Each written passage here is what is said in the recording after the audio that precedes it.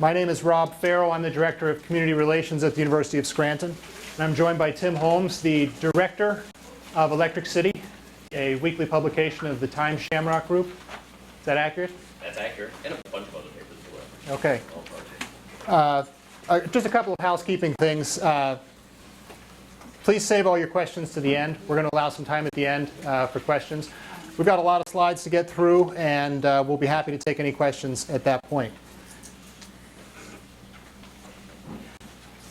Now, anytime you talk about Scranton, or you talk about the facts about a place, I'm always reminded of the book by Charles Dickens, Hard Times. And in Hard Times, there's the Mr. Gradgrind. I think it's Thomas Gradgrind. He's the teacher who's very focused on facts, facts, facts.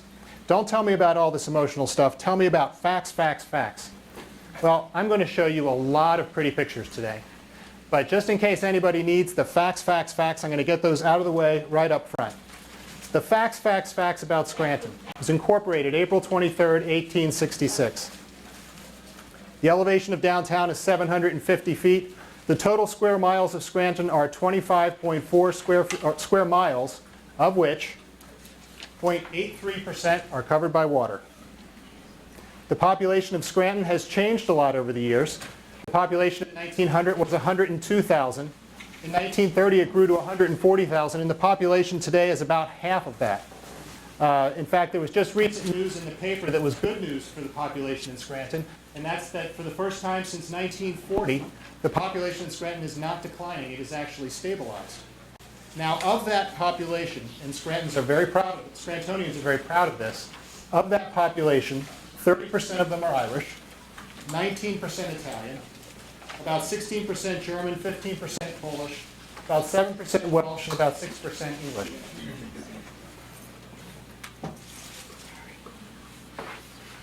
Scranton's history. You can't talk about the history of Scranton without talking about the history of the Scranton family. The Scranton family came to this area from Connecticut in the early 1800s. And the first ventures of the Scranton family when they came here were not successful until eventually they were able to develop a process for making iron that was able to then be used to make T-rails for railroads. And at the time, I guess all the T-rails for the railroads were being imported from England. And this new process made it better and cheaper, and they were able to then create a market in the United States. And from that point, the Scranton's family business took off. And the next thing they did after developing T-rails for railroads was to develop a railroad. The Scranton estate, which you see pictured there on the left, is in the center of the university's campus, as is the carriage house, which is where my office is. It's a central part of the campus. It was built by Joseph Hand Scranton, and he celebrated Thanksgiving in the house in 1871. His son, William Worthington Scranton, lived there, and he was the father of William Warren Scranton, who you may know as the governor of Pennsylvania. William Warren Scranton is still around, as are his children. And the Scranton family, in fact, are still very active in this community, both in governmental circles and in the arts. The carriage house, which you see over here on the right, was originally built in 1871. The second floor was added in 1928, and that is now the president's office of the university. The second floor, when it was built in 1928, was built for the offices of the Scranton family.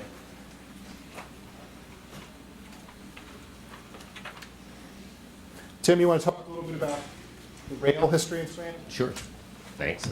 Is this thing working? As Rob mentioned, I do work with the local daily newspaper, the Scranton Times. I also work with a bunch of their other publications, Electric City and Business Journal and a whole bunch of things. And they asked me to come along here because I'm a big fan of Scranton. So we know a lot about what's happening in town, so if you have a lot of questions later on, we can help you with a lot of that. But Steamtown is a national historic site that is really just, it's a throwback to really where Scranton kind of began. And it's a pretty amazing thing. We have people from all around the country, all over the world, in fact, who come to take a ride on the steam locomotives here in Scranton. It's one of the few places you can really see one of these up close and personal. And these rail cars run every single weekend, so anytime you want to come to town and take a ride on one of these, they're right there.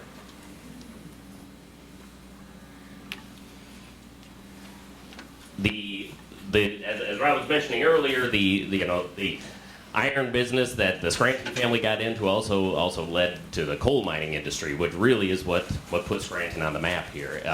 A lot of our fathers and forefathers and grandfathers all worked in the mines, and you showed that slide a little bit earlier about the breakdown of the nationalities and the backgrounds of the folks who live in town, and it's a throwback to all the people who came from Ireland for the jobs and from Italy, and we're very proud of our rich history. There's a coal mine tour, which you'll see in a little bit, out on McDade. If you go out the McDade Highway and kind of out toward Kaiser Ave, there's an amazing coal mine tour that you can see that gives you a little bit of background on the history of the Scranton area. And the coal mining industry is very significant in the sense, and you sort of get a sense of how significant it was for the history of the nation with the great coal strike of 1902. There is a statue on our Courthouse Square, which in fact is referenced on the maps that everyone has. If you can identify Courthouse Square between Washington and you've got Linden and Spruce Street on either side, and it's between Washington and Adams. You'll see the Courthouse Square, and you'll see a reference to the John Mitchell statue. John Mitchell came here as a representative of the coal miners in 1902, and the great coal strike was settled here in Scranton by the intervention of President Theodore Roosevelt. But the anthracite coal that was mined from this region was so important that it took the intervention of the president to make sure that that coal was still provided to the nation and to keep the industrial revolution and resources of the nation moving forward. The building you'll see right here it's our Electric City sign that was recently refurbished, probably maybe 5 years ago. We brought that back to life. It's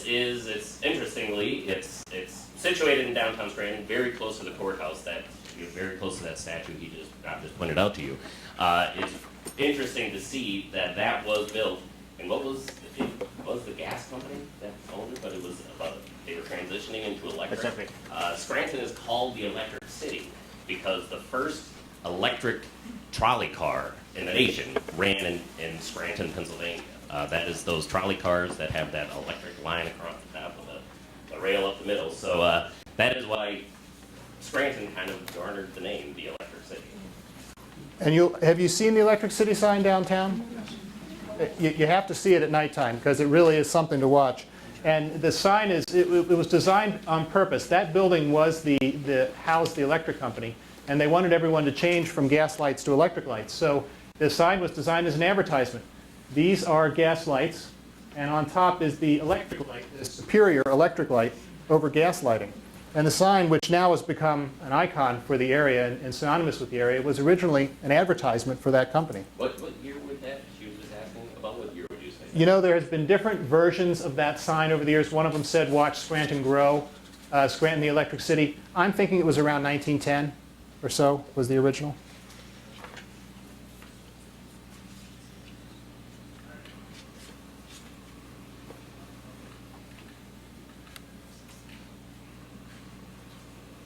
As we mentioned earlier, here's just a few places you can go to really check out the history of Scranton. The Lackawanna County, the coal mine tour that is out at McDade Park is really it's an amazing ride. You go almost a mile below the earth. You really get a sense for what the coal miners' lives were like down in the mines. Like you see the little veins of coal that they were clanging away with their pickaxes within about 2 feet of space. And when they kill the lights on the middle of the tour, you really get a feeling of what it was like down there with their hats on. And if that went down, they were really in the dark down there. Yeah, I recommend to anybody that visits. All of my family have gone down there. It's very powerful to be down in the mine. You'll never look back, or you'll never regret life on the surface, believe me. It's cold, it's damp, and it's dark. And as Tim was mentioning, the spaces that people worked in were very small. The Trolley Museum is pictured here. It's in downtown Scranton, and I believe it is on your map. The Trolley Museum is down at the end of Lackawanna Avenue, right at the upper left-hand corner of your maps. The Lackawanna Historical Society is right on campus. In fact, right next to St. Thomas Hall on campus, across from the estate, is the Lackawanna Historical Society, which has great collections of area history in the old Catlin House, which was owned by George Catlin. and is also a terrific site to pick up some Scranton history.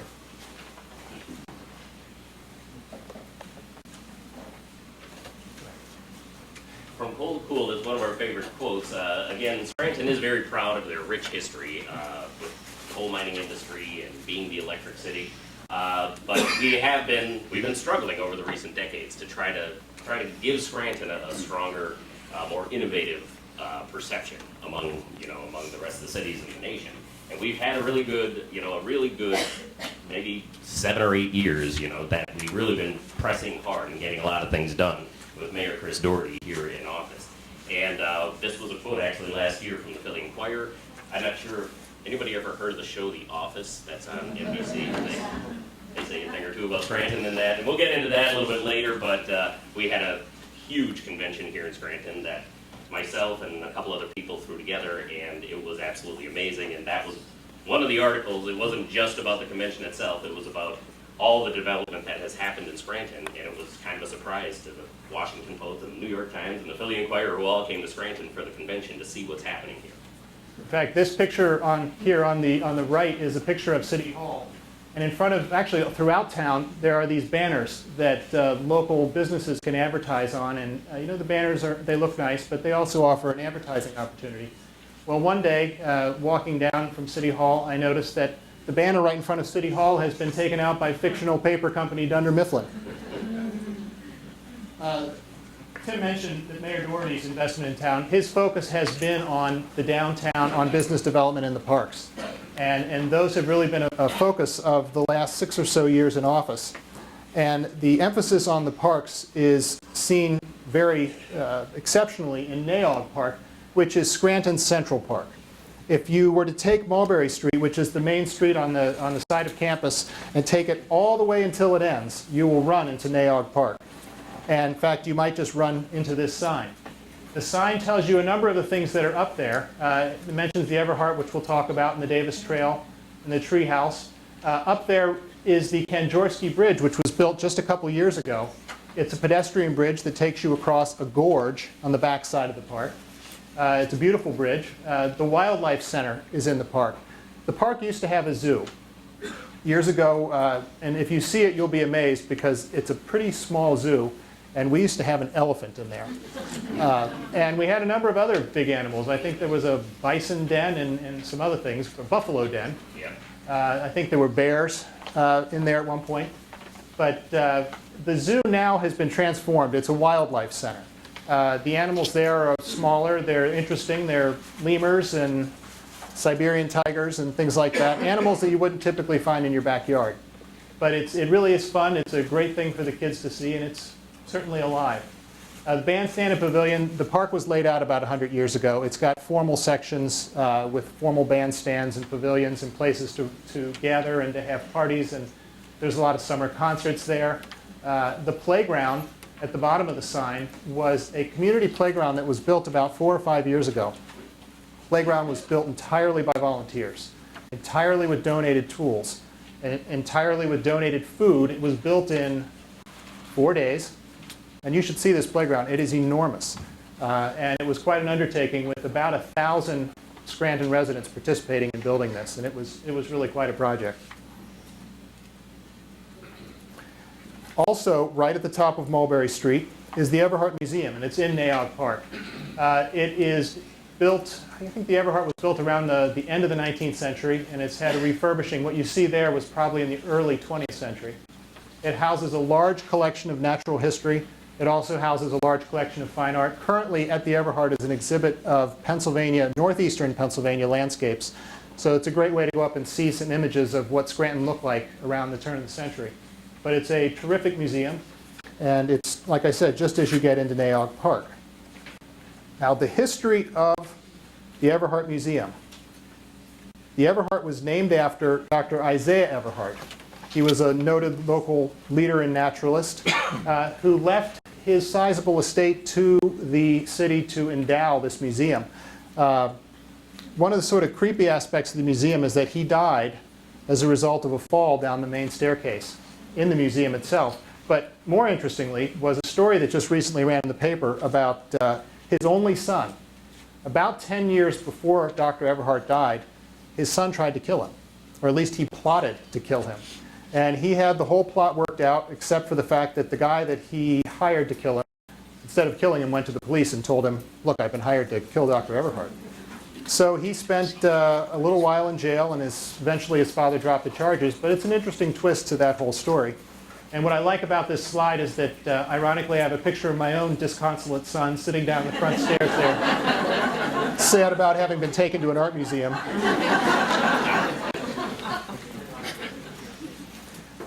This is something that we're very proud of. This is the David Wenzel treehouse in Naog Park. It's named after Mayor David Wenzel, who is a Vietnam vet and triple amputee. It is a great testament to a great man. In fact, it's received some great recognition both locally with the Chamber of Commerce Award. It received an award from the Vermont Woodworking Society because the company that built it is from Vermont. And it just recently received a National Design Award from Recreation Management Magazine. The treehouse sits in this incredible setting in the park, right off the back of the main section of the park, on the cliff ledge as it falls into the gorge. It's supported by about 4 live trees, you can see one of them there, as well as about 8 steel trees, which are designed to look like trees in the woods. It's become a major attraction at the park. There are weddings on it. There are wedding pictures there all the time. There are camp groups that are coming in and out of it all the time. The treehouse that you see, what you see there is what we call the Mothership, and it's accessed by a series of ramps that lead out to the treehouse, all at ADA grades, so that someone can comfortably take their wheelchair or their stroller, or even just take their walk out there and get out to the treehouse. But the long ramp system also adds a sort of dramatic effect to going out into the trees. And then that's the view once you get out into the Mothership. The treehouse itself is about 35 or 40 feet off the ground, but it's right next to the edge of a very dramatic cliff that drops about 150 feet down to the gorge and the waterfall below. So it's, as you see, the view out into the gorge is pretty dramatic once you're out there. I highly recommend a trip to the treehouse. Below the treehouse is the Naog Gorge, which I mentioned. The gorge is way down in the bottom there, and you can see that recently there's been some trails and decks that have been built so that you can actually view the gorge. Up until recently, it was actually a crime. Gorge. You weren't allowed off the trails around the park. The city has built some overlooks like that one. I think there's 3 of them, as well as trails running down to the gorge, as well as the bridge that I mentioned before. So now it's very accessible. But just so you know what this gorge connects to, this is the roaring brook that runs through the gorge. The roaring brook feeds the Lackawanna River. The Lackawanna River feeds the Susquehanna River, and the Susquehanna River feeds the Chesapeake Bay. So the leaf that you drop into the gorge could end up in Baltimore.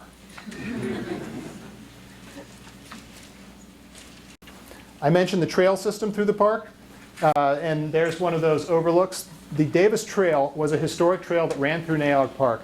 It was developed about 100 years ago by Mr. Davis, and it has overlooks over various things. It's not only the gorge, it has overlooks over historic rail lines and tunnels, and it's actually a terrific walking trail all around the perimeter of the park.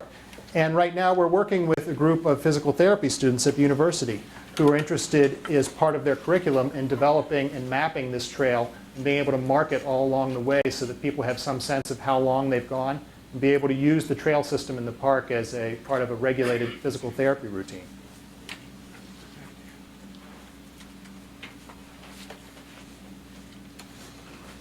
The park has 2 Olympic-sized swimming pools and a double water slide. The double water slide, one of the annual events in the double water slide is the mayor is always the first person to take the inaugural trip down the slide as it opens each season. And those 2 pools, there has been a swimming hole essentially in Naog Park for the last 100 years. It was in the 60s, I believe, that the pools were put in and replaced what was once called Lake Lincoln, which was just a large natural depression there that was full of water, but a very popular swimming spot for 60, 70 years. You want to talk about the light show? Sure. The light show, they said I could probably find without the microphone. Let me know if you can't hear me.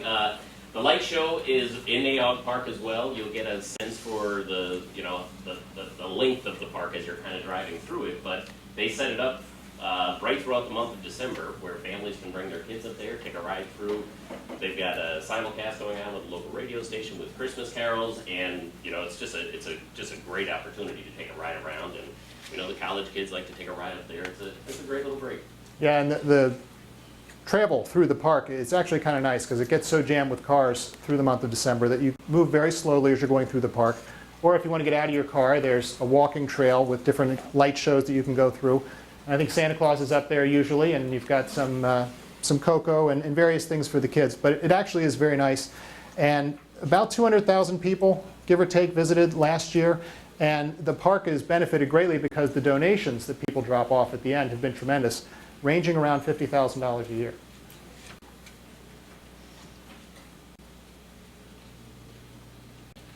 Do we want to talk about the riverfront? Sure. The riverfront development that we're currently experiencing here in Scranton, if you go to downtown Scranton, actually basically on this side of the building, heading down toward the courthouse, go a little bit further and you'll find the Lackawanna River. And along that river, it's part of a larger Rails to Trails project that's happening throughout the county. But the city of Scranton is now kind of the connector between the up valley and the down valley. And they've got some amazing things happening. He's got the map right there. Lackawanna River is at the top of your map, depending on how you're holding it. You see the river in relation to downtown. But right now you'll see that bridge that's actually in that photo is actually shut down, which is a part of the bigger process of the plan that's going on. And that building right there is being redeveloped. There's just a lot of amazing things happening. Scranton High School is kind of down in that area, so you'll see baseball fields and some other things that it's really kind of an amazing story, the Lackawanna River, which was, you know, because of our industry here in Scranton, Pennsylvania, Lackawanna River has been a dead river for many, many years and decades. Coal mining is just not very nice to the to the rivers in the area. However, today with a lot of the cleanup efforts that have been going on for the last couple decades, there's actually trout swimming around in the Lackawanna River. People are fishing in there, and it's coming back to life, which is an amazing thing. And a great way to experience the river every May is that the Lackawanna River Corridor Association puts on their canoeathon, which starts up in Archbald, which is a community north of here, and you come down the river through all these communities, ending up in Scranton, and you get to see every inch of the river along the way. And it really is a fun time, and something that I would recommend for all the kids.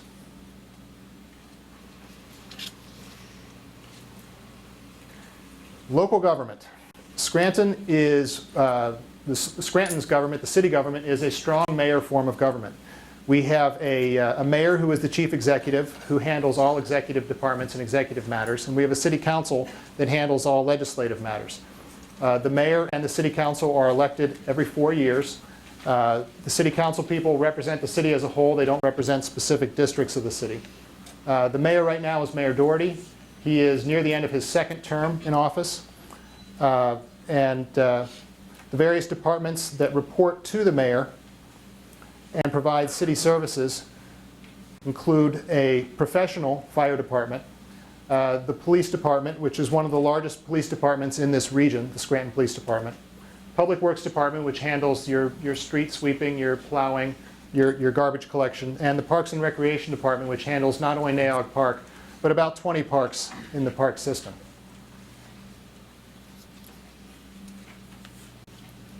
Scranton is the seat of Lackawanna County's government.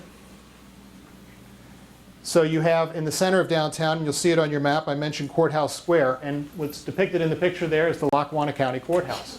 Lackawanna County Courthouse is near the end of a substantial, I believe it's about $45 million renovation, which is a renovation to all the grounds around the courthouse as well as the interior of the courthouse.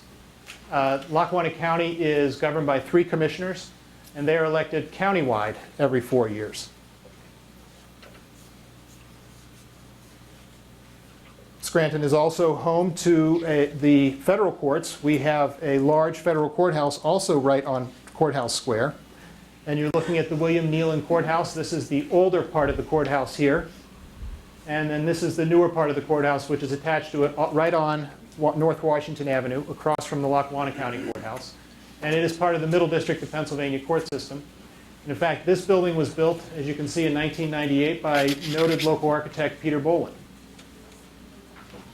who was also the architect for Bill Gates and a few other well-known people. Tim, you want to talk about downtown development? Sure. One thing I use as an example with downtown development is my own parking lot. When I kind of came back to Scranton maybe about 8 to 10 years ago to work in downtown, we have a number of properties throughout the region.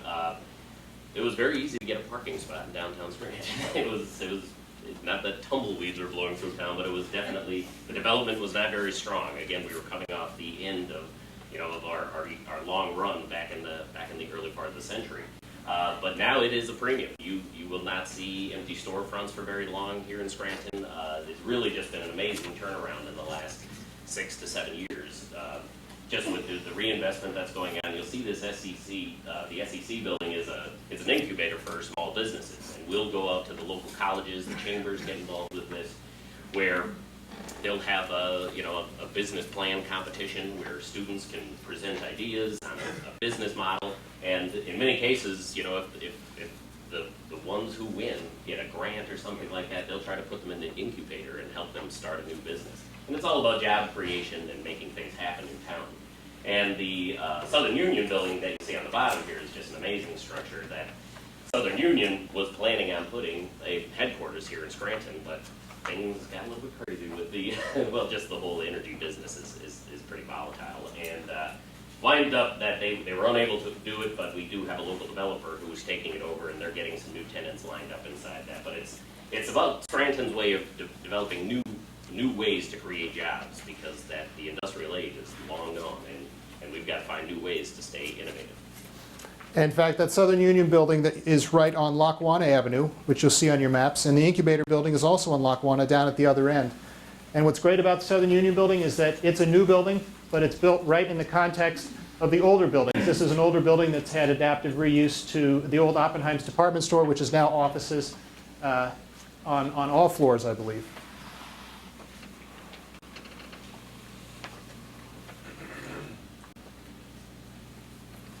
And right up the street, actually one block up the street, the 500 block of Lackawanna, there's a major project going on right now. The entire block basically is being refinished, and the state of Pennsylvania is investing in downtown Scranton. They see how far we've come, and that's always a good sign when they're willing to continue investing in our town. But that is all the buildings that are currently there. If you take a ride down the 500 block, it's kind of right as you go around by the Radisson.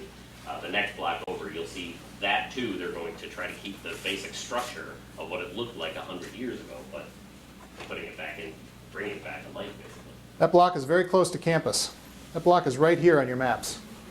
It's not far. It's only a couple blocks from the edge of campus.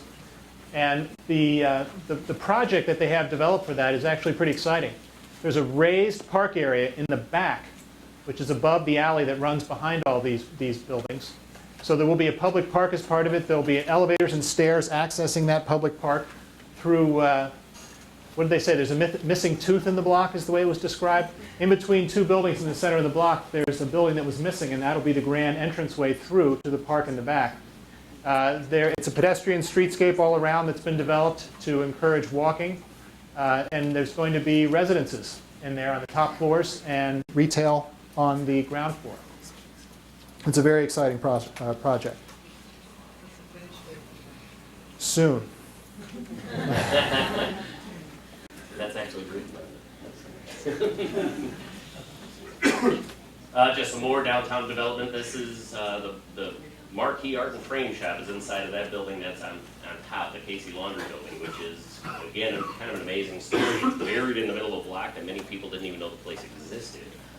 It's sandwiched between some restaurants and banks and everything, but now it's an art studio. There's loft apartments up top that are luxury loft apartments. And again, this is building the downtown out from the core out. And the good news, just like with all the facts you're hearing here, like my daughter just finished her freshman year at St. Joe's University in Philadelphia. Not that she likes St. Joe's better than the University of Scranton, it's just that it was not here where we live. So she, and I know being in these seats a year ago what your concerns are, and it's, what is the town like, how safe is it, and all that. And Rob will show you some information on the hill, like kind of where we're located now, but all of this stuff is very important to show you that they're walking distance to downtown Scranton, and it's really a beautiful town, and they can feel perfectly safe, and you can rest easy knowing that they're walking through downtown. And in fact, the Casey Laundry Building is right here on Center Street, not far at all from the 5 Lackawanna development. And that area has now become, what was formerly a dark alley, has now become sort of a hive of activity. Yeah.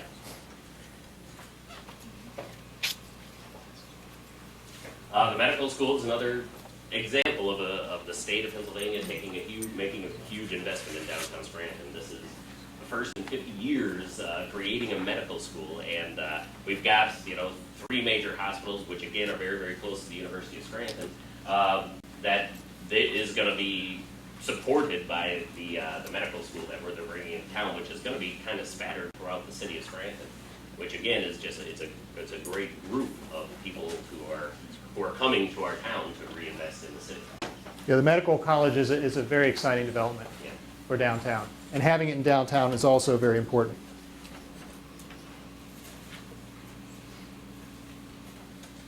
Again, as a father of a student, I know how important it is for letting the kids get around. And I know my daughter takes the bus back from Philadelphia all the time. We have a bus station which is walking distance from here for the kids. It's on the other side of town, on the other side of Lackawanna Avenue. And it's they have service to New York, Philadelphia, and the buses are constantly going. As far as everything else is concerned, we have a long-term plan for an intermodal in downtown Scranton, which is kind of in that same area, which long-term, we're hoping there's going to be high-speed train or rail access into New York City from here. I know Syracuse is working with us because they too would like to have that direct link, and it would come through Scranton. It's a huge initiative we've been working on for decades, but more and more it's making sense with the way energy prices are looking and everything. So that's a big opportunity for us as well. We have a few new parking garages. Again, it may not seem very exciting to have a new parking garage, but for Scranton, Pennsylvania, it's a big deal. They're huge and they're full already with people who are working and shopping in downtown Scranton. In fact, when the first one opened, we had a huge party on top of it. 1,700 people on top of that thing. We were actually calling all our engineer friends if it was really a good idea to have 1,700 people. It kind of took off on us, and a couple of us threw it together, but it was really amazing. We had red carpets up there, and we saw it on the Food Network once that, hey, why not throw a party on a rooftop? So it was an amazing thing, but again, it just shows what the community of Scranton is all about. They really get behind, anything exciting and new that's coming along. The citizens of the city just really get on board with it, and it's kind of a cool thing. And then after you did that one, you had one on the other garage. We did one on the other garage. We didn't want the other one to feel bad. There is a third garage under construction now. It's actually an existing garage that's being renovated and expanded because one of the things we want to make sure is that with all this development, we have parking spaces. Absolutely. Scranton's downtown architecture is phenomenal. There are great examples all over downtown, and I think a number of them are identified on your map, but they're all within a very tight walking grid. On the screen there in the upper left, you'll see what is now Lackawanna College. That was the old Central High School. It's a terrific building. It was completely renovated to house Lackawanna College, and it has great examples of architecture, including the old-fashioned boys and girls entrances on the building. The Albright Memorial Library, which is the main library in our library system, is next to it on the top, also a beautiful example of downtown architecture, and right on North Washington Avenue, just up from City Hall. Next door to the Albright, in the lower left, you'll see the Scranton Cultural Center. It's also known as the Masonic Temple. It's an enormous old Masonic lodge hall, and it has an auditorium in there that houses our Philharmonic and various other arts organizations. And it was designed by noted architect Raymond Hood. And I never really thought much about that until I was in Chicago a few weeks ago, and they were telling me all about the Chicago Tribune building and how special it is and how it was designed by this great architect as a result of a long and exhaustive competition among all these major architects. Now, Chicago is pretty proud of its architecture. And then they told me that, they said, well, it's designed by Raymond Hood, the famous architect. And I said, Scranton's got a Raymond Hood building. And that's our Masonic Temple. And across the street from the Masonic Temple is the school district, the Scranton School District Administration Building, which is also a terrific example of downtown architecture. More examples of that. I showed you the electric building up at the top with our sign. That's Scranton City Hall, which I think you've also seen. That's the streetscape down from the Masonic Temple. And this is St. Peter's Cathedral, which we are in Scranton, the see of the Diocese of Scranton. And St. Peter's Cathedral is down on Wyoming Avenue and is on your map also at the intersection of Wyoming and Linden Street.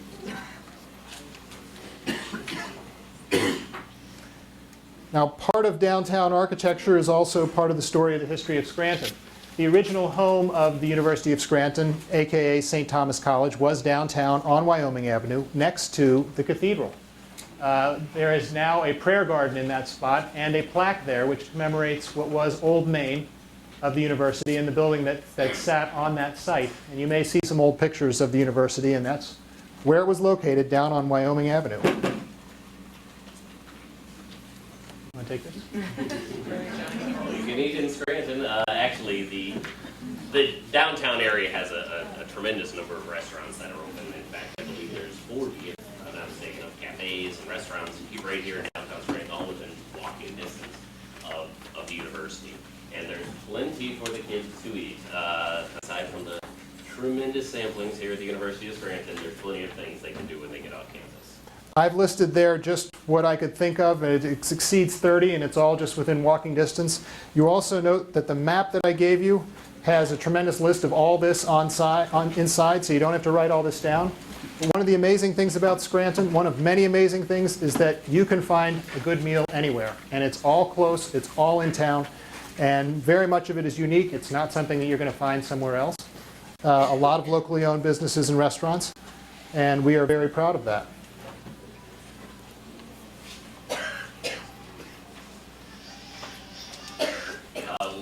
We also have the mall at Steamtown.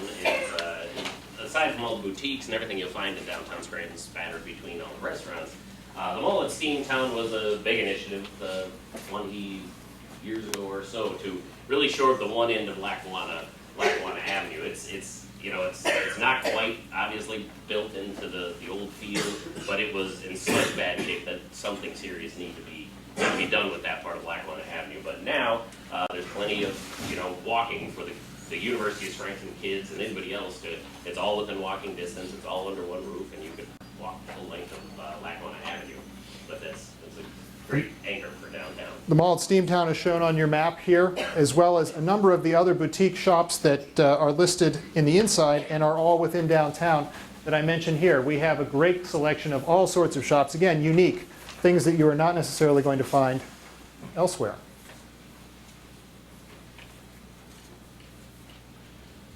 Now, the university and where we are right now is located in a neighborhood of Scranton called the Hill Section. It's also called East Scranton, and sometimes now being referred to as the Historic Hill. I'm very proud of the Hill because it's my neighborhood. If you were to take any street off Mulberry Street, and you'll see Mulberry on your maps, as you go up, actually as you come off the map and keep heading this direction, the hill section basically represents the entire neighborhood that will be here. So for instance, if you were to go up Mulberry Street to North Webster at the light and take a left, you would head up the hill into the hill section. The hill section has had a tremendous revival over the last 10 years or so. There is tremendous neighborhood identity and pride. Now it's referred to as the Historic Hill. And one example of that are what's called the Third Friday parties. It's a revolving open house, a revolving neighborhood open house. Once a month, everybody gets together in someone else's house. Very simple party to throw. You put out pretzels, and it's BYOB. But it creates a tremendous sense of neighborhood pride and cohesiveness. We all know each other. We all get into each other's houses. And it's been going on for about 5-6 years now, every month. It's a great revival of a traditional neighborhood. Scranton has these neighborhoods in droves. The Hill is one I'm proud of because I live there. You've got front porches, sidewalks, alleys, street trees. Where you don't have street trees, we're aggressively replanting them. And we have a tremendous neighborhood market, which is an old-fashioned throwback. It's like the candy store with penny candy. It's got the ice cream. It's got the coffee shop. It has lunch. It's Mansour's Market, which is up at Petersburg Corners. And it's a great anchor for a neighborhood that's really on the rise. The hill section has tremendous religious diversity. Depending on how you draw the lines, the hill section is home to about 5 Jewish synagogues, as well as many other religions and many other churches. There are 2 Catholic parishes. There's Covenant Presbyterian Church down in the corner here, which is a tremendous example of architecture, as well as home to some beautiful Tiffany stained glass windows. And these are scenes from the neighborhood. As you can see, the sidewalks, the trees, and the homes. There's a lot of tremendous pride up there, and we are very happy about the neighborhood where the university is situated and the neighborhood where we live.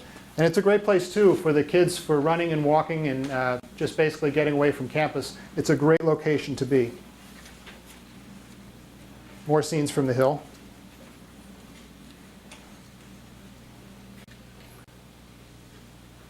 Want to take this? As I mentioned earlier, there are 3 very large hospitals, all within basically walking distance of campus. Mercy Hospital and Moses Taylor are right, maybe 2 blocks this way. The CMC is right actually at Nayoth Park. If you go to the very top of Mulberry Street, you'll see that.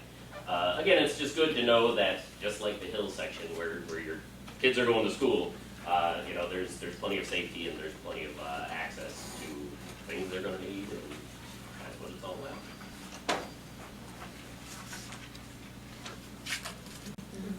Yankee fans, that's last year was the first year the Yankee farm team moved into downtown Scranton, which is a pretty awesome thing. Do we have any Yankee fans in the building here? Of course, there's a few. Any Red Sox fans in here? Excellent. Very good. We got one here? He left us time. Oh, he left.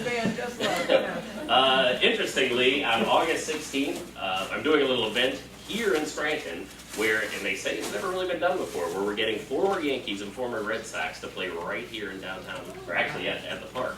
Saturday, August 16th, we've got Mickey Rivers, Bucky Dent, Goose Gossage, playing against Jim Rice, Fred Lynn, like all the people we grew up with back in the 70s. It's a pretty amazing event, but having the local Yankees here in town make something like that happen. The Phillies farm team was here for years and years, and that's why they built the stadium. But there's even discussion of building a miniature replica of Yankee Stadium here in Scranton, since they're taking the old one down, and that's actually coming from them, not us, which is pretty awesome. One of the added features of this park is that you could take a trolley ride for certain games. You could take a trolley ride from downtown at the Trolley Museum up to the stadium where they have an old-fashioned train station. You could park downtown, take the trolley up to the game, and then get the trolley back to the station after the game, which is actually a very nice feature for the ballpark. And just a little more background, if you want more background on that game, it's legendsreunion.com. But it's already almost halfway sold out. But the reason we're doing it with the Red Sox and why it makes sense in Scranton is we used to house the farm team for the Red Sox, for the Boston Red Sox, way back in the 30s and 40s. And you'll see a whole bunch of information on that. So we're like the one place on the planet that Red Sox and Yankees have a common history. Yes? Did I understand you to say you're going to be making the current stadium a replica of the former stadium? Well, they're actually talking about building a new one here in Scranton that's like a replica of that. It's just kind of a discussion, but it's a possibility. They'd like to see it. Which is, Okay. yeah. You want to talk about skiing? Yeah, skiing as well. Again, this is just one of the many amenities that we have in Scranton, and I know a lot of the university kids do like to ski up here. Montage is truly within about 7 minutes driving up the highway. It's right off 81. Snow Mountain. Snow Mountain, that is right. It has since changed. The name change. But it's still every bit as good. They have quad lifts. I mean, it's just amazing. You really don't see lines when you go there. The north face slope is actually a pretty challenging slope. It's a great little ski area. 5 minutes from downtown, maybe as the crow flies, but it is very close. Yes. I guess the car drives, maybe it takes 6.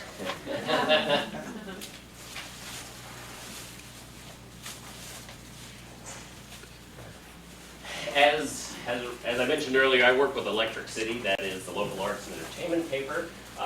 And we'll show you a little bit later if you want a little more information on what happens in arts and entertainment here in the area. Go to the570.com. I think you have the slide, but that's what the kids kind of call the area, the 570.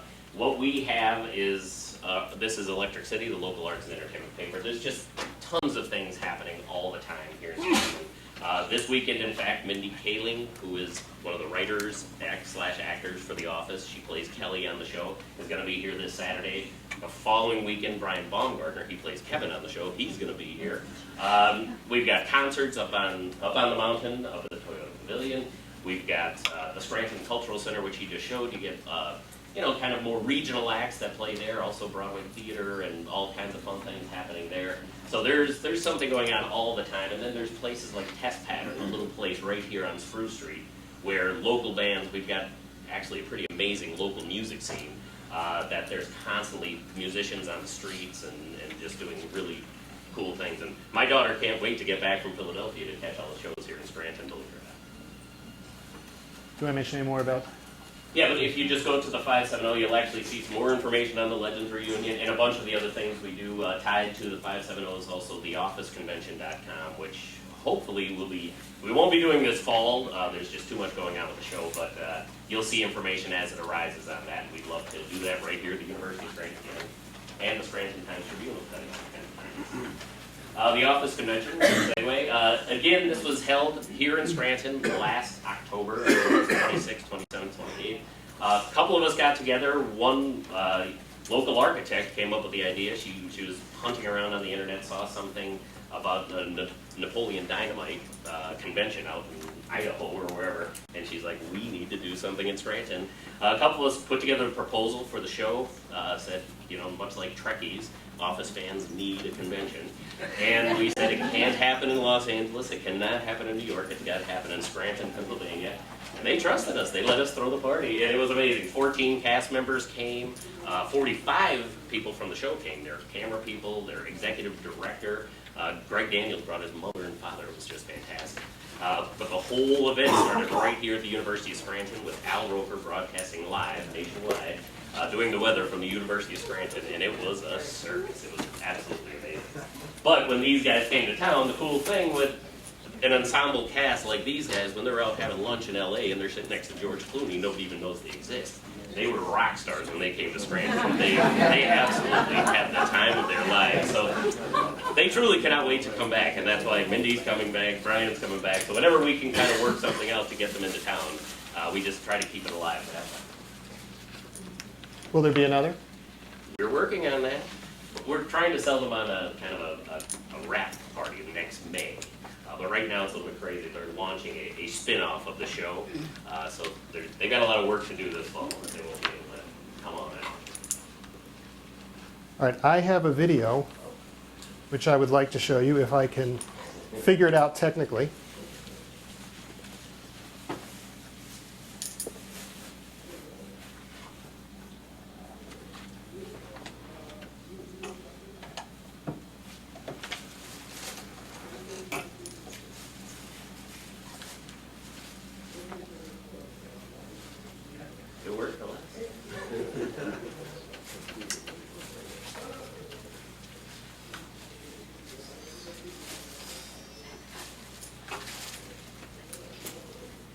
While he's working on that, are there any other questions in particular about the neighborhood that we're in?